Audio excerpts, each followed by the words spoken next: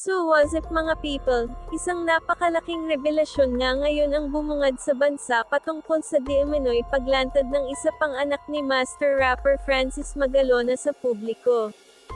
Well, hinggit naman sa kaalaman ng karamihan na matagal na ngang nawala ang master rapper Francis M dito sa mundong ibabaw dahil sa acute myeloid leukemia.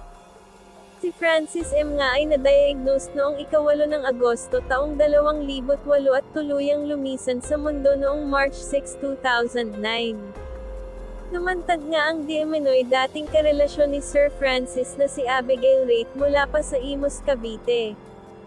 Dala niya nga ang isang Holy Grail galing kay Francis M at binenta ng 700,000 pesos. Grabe ang mahal ng Holy Grail na yon.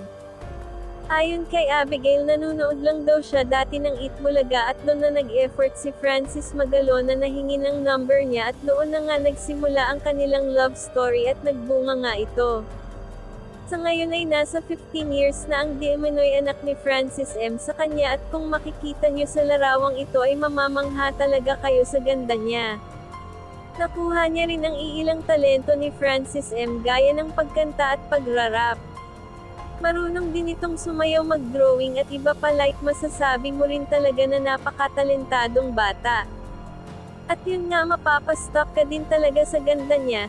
Sa huli nabili nga ni Boss Toyo ang nasabing Holy Grail at nagkakahalaga ito ng 500,000. Marami namang manunood ang kinilabutan at naiiyak sa mga revelasyong ito. Kung gusto mong mapanood ang full Pinoy Pawn Star episode nito ay bisitahin mo lang ang link na inilagay natin sa description box. Ikaw, ano ang masasabi mo sa anak di umano ng Francis M na si Gail Francesca? Nagandahan ka rin ba?